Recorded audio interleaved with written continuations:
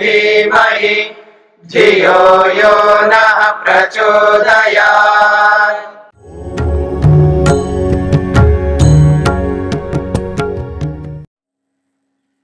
योग विद्या के अंतर्गत मन का प्रसंग चल रहा है। योग में मन, जीवन में मन, वैयक्तिक जीवन में मन, पारिवारिक जीवन में मन, सामाजिक जीवन में मन,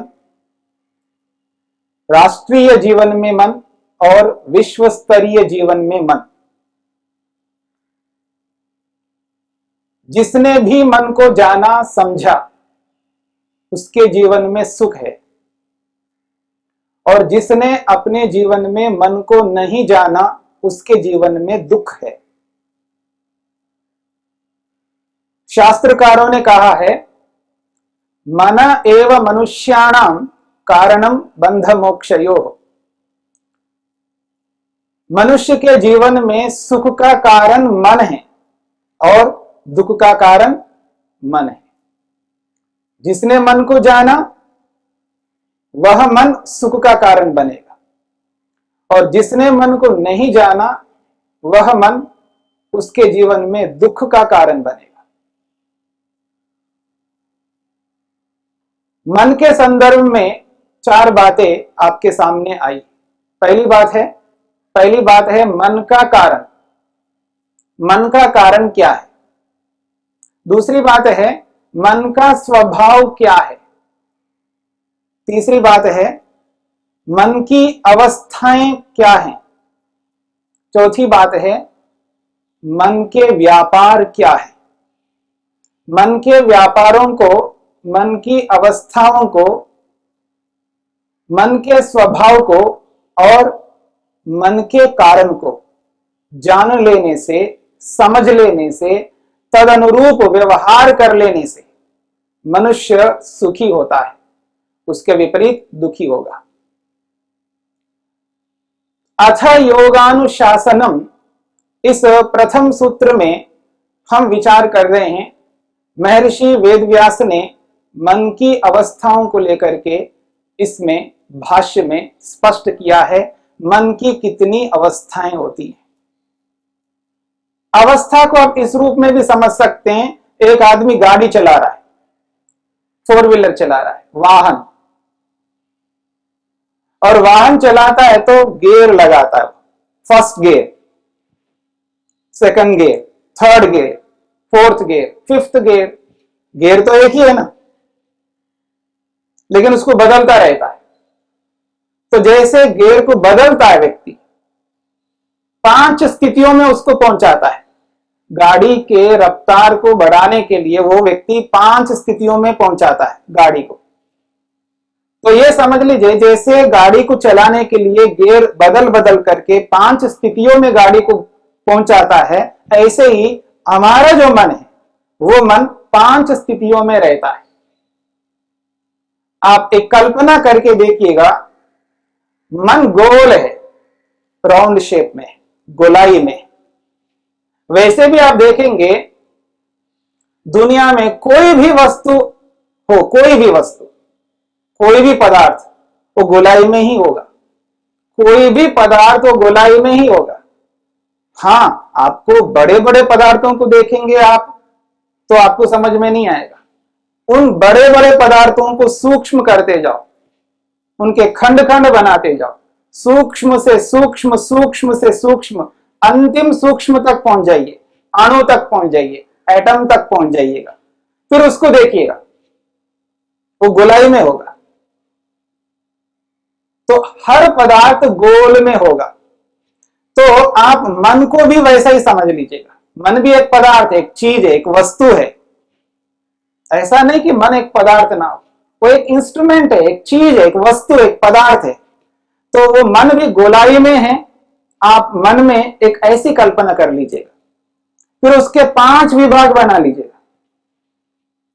5 विभाग बना लीजिए, यानी 5 टुकड़े बना लीजिएगा, और एक एक टुकड़े का एक एक नाम रख दीजिएगा। तो अवस्थाओं को समझने में आसानी होगी। हम लोग मन के माध्यम से जो काम करते हैं, या मैं ये कहूं अपने मन को किसी वस्तु में लगाते हैं, हम अपने मन को किसी न किसी वस्तु में, पदार्थ में, चीज में लगाते हैं। तो ये जो अवस्थाएं, इन अवस्थाओं को इस प्रकार आप समझ सकते हैं कि हम मन को 4 प्रकार से लगाते हैं। हम अपने मन को किसी वस्तु में, किसी पदार्थ में 4 प्रकार से लगाते हैं। एक प्रकार है व्यक्ति अपने मन को चंचल होकर लगाता है। अपने मन को किसी वस्तु में लगाता है तो वो चंचल होकर के लगाता है। ये एक अवस्था है मन की।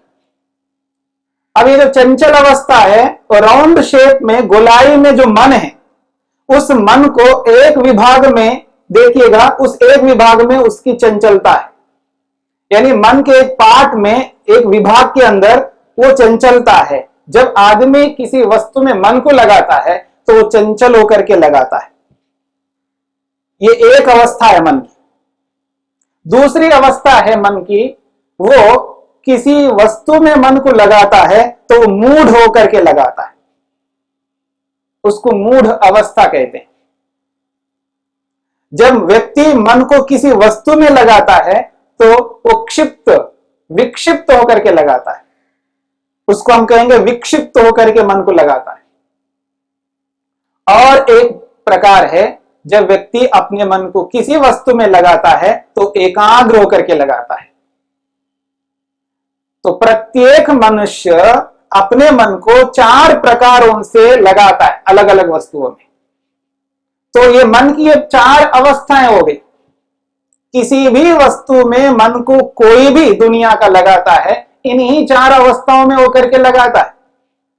किसी भी पदार्थ में मन को लगाता है, इन 4 अवस्थाओं में से एक ना एक कोई अवस्था होगी, चाहे वो योगी हो चाहे वो भोगी हो, कोई भी हो, इन 4 अवस्थाओं में वो मन को लगाएगा। किसी भी वस्तु में मन को लगाना इन चारों में से एक अवस्था होगी, या तो वो चंचल अवस्था, या मूढ़ अवस्था, या विक्षिप्त अवस्था, या एकाग्र अवस्था। मन 4 प्रकार से ही लगता है, और कोई प्रकार नहीं है मन को किसी में लगाने का। हां, एक और प्रकार है, मन की एक और अवस्था है जिस अवस्था में मन किसी में नहीं लगता, रुक जाता है। उसको कहते हैं निरुद्ध अवस्था। उस 5वीं अवस्था में मन शांत होता है, मन का काम बंद हो जाता है, मन का कार्य समाप्त हो जाता है, मन कुछ नहीं करता उस अवस्था में। वो है 5वीं अवस्था, जिसमें मन काम नहीं करता। बाकी इन चारों अवस्थाओं में मन कार्य करता है, काम करता है, किसी न किसी वस्तु में लगता है, जुड़ता है किसी वस्तु के साथ। तो ये 5 अवस्थाएं हो गई मन की। इन 5 अवस्थाओं को लेकर के इस प्रथम सूत्र में अथ योगानुशासनम, इस पहले सूत्र में महर्षि वेदव्यास ने मन की इन 5 अवस्थाओं की चर्चा की। इन 5 अवस्थाओं को हमें समझना है, और जो व्यक्ति मन की इन 5 अवस्थाओं को समझता है वो व्यक्ति सफल हो सकता है। केवल समझने से नहीं, समझ करके उसके अनुरूप चल करके, उसके अनुरूप भी चलना होगा। आज भी, आज का जो मनोविज्ञान है, आज के मनोविज्ञान में भी मन की अलग अलग अवस्थाएं, आपने भी सुना होगा। चेतन मन, ऐसा आपने सुना होगा। अचेतन मन आपने सुना होगा। अवचेतन मन सुना होगा आपने। ये 3 प्रकार की अवस्थाओं की चर्चा आज के आधुनिक मनोविज्ञान में प्रचलित है। वहां 3 अवस्थाओं की चर्चा है। अब उनकी दृष्टि से अगर देखेंगे, एक कुआं में पानी है, एक कुएं के अंदर पानी है। कुएं के अंदर जब पानी है, ऊपर का जो पानी है, ऊपर का जो भाग है, ऊपर का जो पानी, वो एक स्थिति है। और बिल्कुल पानी के नीचे की स्थिति है, सबसे नीचे तलहटी पर, जमीन के अंदर, और नीचे निचला जो पानी है वो एक अवस्था है, और नीचे और ऊपर इन दोनों के बीच में एक अवस्था है। तो वो इस रूप में आप चेतन मन, अवचेतन मन और अचेतन मन को समझ सकते हैं आधुनिक मनोविज्ञान के माध्यम से। स्थिति वही है, कुआं तो एक ही है, पानी भी एक ही है। जो भी पानी है उसमें ऊपर के भाग को, बीच के भाग को और निचले भाग को लेकर के वो चर्चा करते हैं। एक उदाहरण के रूप में आपके सामने रखा है। तो एक पदार्थ के, एक चीज के 5 विभाग आप बना करके देखिएगा तो एक एक विभाग में एक एक अवस्था काम कर रही है। ऐसे ही हमारा जो मन है, जिस मन से हम प्रातःकाल उठने से लेकर के रात्रि में सोने तक काम लेते हैं, उस मन से अलग अलग स्थितियों में अलग अलग काम लेते हैं। हमारा मन सुबह से लेकर रात तक सोने तक, प्रातःकाल से लेकर रात्रि में सोने तक एक स्थिति में हमारा मन नहीं रह सकता, ना हम रख पाते हैं ऐसा। वो इन चारों स्थितियों में मन रहता है। कभी चंचल स्थिति में रहता है, कभी मूढ़ स्थिति में रहता है, कभी विक्षिप्त स्थिति में रहता है, कभी एकाग्र स्थिति में रहता है।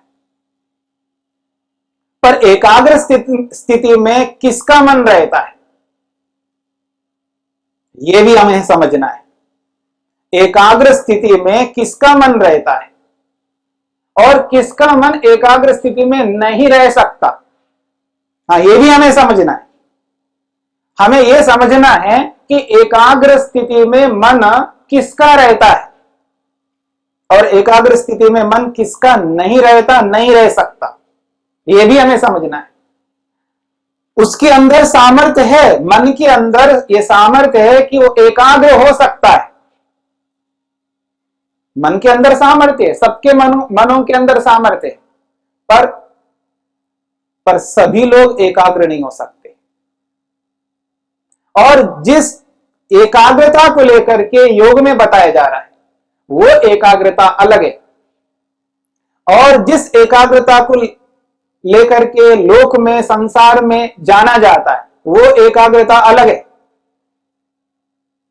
लोक में, संसार के अंतर्गत सामान्य से सामान्य व्यक्ति से लेकर और वैज्ञानिक साइंटिस्ट तक जो लोग एकाग्र होते हैं, साधारण व्यक्ति भी एकाग्र होता है, बिल्कुल साधारण व्यक्ति है वो भी एकाग्र होता है, और एक साइंटिस्ट, एक वैज्ञानिक, वो भी एकाग्र होता है।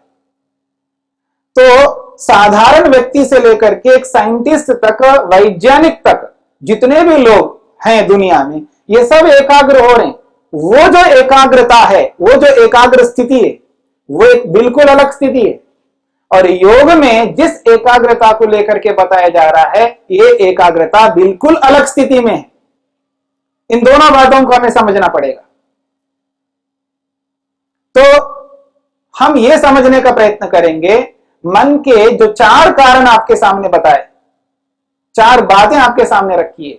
मन का कारण, मन का स्वभाव, मन की अवस्थाएं और मन के व्यापार, इन चारों में से एक बात जिसको लेकर के हमें चर्चा करनी है, मन की अवस्थाएं, जो कि इस प्रथम सूत्र में अथ योगानुशासनम में महर्षि वेदव्यास ने उनकी व्याख्या की है, उनको समझाने का प्रयास किया है, उसको लेकर के हम विचार करते हैं। मन की अवस्थाओं में पहली अवस्था है चंचल अवस्था, चंचलता। हर व्यक्ति इस बात को समझता है, जो हिंदी समझते हैं अथवा भारतीय किसी भी भाषा को समझते हैं, सभी लोग इस चंचलता को अनुभव करते हैं, समझते हैं। इसका मन बड़ा चंचल है, इसका मन बड़ा चंचल है। और चंचलता को समझने के लिए एक बहुत अच्छा उदाहरण है, उस उदाहरण को सभी लोग अच्छी तरह अनुभव कर सकते हैं। क्या ये बंदर की तरह करता है? ये बंदर की तरह करता है। ये जो बंदर की तरह करता है, ये जो बंदर क्या है, यानी बंदर की तरह करना वो क्या है? उसी का नाम चंचलता है। यानी किसी बच्चे को जब हम बोलते हैं ये तो बंदर है, ये तो बंदर है, इसका मतलब ये तो चंचल हो रहा है। देखो, जैसा बंदर चंचल होकर के करता है वैसे ये कर रहा है। वो जो चंचलता है, उस चंचलता को बंदर के साथ हमने जोड़ दिया। बंदर इसका मतलब है चंचल। तो बंदर की जो चंचलता है, इस बात को सभी लोग जानते हैं, सभी लोग अनुभव करते हैं। और जब बच्चे लोग भी जब चंचल होकर के कुछ भी करते हैं, और इस बात को भी सभी लोग समझते हैं। बच्चों की चंचलता को सभी लोग अनुभव करते हैं, लेकिन जो लोग बच्चों की चंचलता को अनुभव करते हैं वो लोग अपनी चंचलता को अनुभव नहीं कर पाते। चंचल तो सभी होते हैं, ऐसा नहीं कि केवल बच्चे ही चंचल होते हैं। दुनिया में आपको कोई ऐसा व्यक्ति नहीं मिल सकता है जो चंचल नहीं होता, और बिना चंचल हुए जीवन नहीं चल सकता, यह भी याद रखिएगा। यानी चंचल अवस्था है, मन की एक अवस्था चंचल अवस्था है, और जब तक मन है तब तक चंचल अवस्था रहेगी, उसको हम समाप्त नहीं कर सकते। इस बात को भी समझना होगा। चंचलता तो रहेगी, पर चंचलता दो प्रकार की होती है। एक चंचलता होगी नियंत्रित चंचलता। समझने का प्रयत्न करना, शब्दों को ध्यान में शब्दों को ध्यान से पकड़ना। कोई विशेष शब्द नहीं बताए जा रहे, केवल आपको समझना है शब्दों को। चंचलता तो होती है, चंचलता होगी, लेकिन चंचलता दो प्रकार से होगी। एक चंचलता नियंत्रित चंचलता है। चंचल तो हो रहा है व्यक्ति, लेकिन नियंत्रित हो रहा है, यानी उसकी चंचलता उसके नियंत्रण में, उसके हाथ में है। और एक चंचलता है अनियंत्रित है, उसके हाथ में नहीं है, वो ये समझ नहीं सकता है, उसके काबू में नहीं है, उसके कंट्रोल में नहीं है। चंचलता दो प्रकार की है। बस अंतर इतना सा है कि समझदार व्यक्ति ज्ञान का उपयोग करना जानता हो, या मैं ये कहूं जो बहुत एक्सट्रीम नॉलेज रखता हो, बहुत विशेष ज्ञान जिसको है, बहुत अधिक जानकार व्यक्ति है, और उसको ये पता है कि कब किस स्थिति में ऐसा करना है, और उसी स्थिति में करता है, हर स्थिति में नहीं कर सकता। वो व्यक्ति जब चंचल होता है, उसको चंचल होना है, तो वो नियंत्रित चंचल होता है, यानी उसकी चंचलता उसके नियंत्रण में होती है। तो इस बात को हमें समझना है, इस पर हमें विचार करना है। जो चंचलता है किस रूप में होती है, किस प्रकार हम चंचल होकर के कार्य करते हैं, और कौन सी चंचलता आवश्यक है, जरूरी है, अनिवार्य है, और कौन सी चंचलता अनावश्यक है, जरूरी नहीं है, जिसके बिना हम आराम से बहुत अच्छे ढंग से रह सकते हैं। चंचल तो होना ही है, बस हमें यह समझना है चंचल कहां होना है। तो इस चंचलता को हमें समझना है। द्यौः शान्तिरन्तरिक्षं शान्ति, पृथिवी शान्तिरापः शान्तिरोषधयः शान्तिः, वनस्पतयः शान्तिर्विश्वे देवाः शान्तिर्ब्रह्म शान्ति, सर्वं शान्ति शान्तिरेव शान्ति, क्षमा शान्तिरेधि। ॐ शान्ति शान्ति शान्तिः।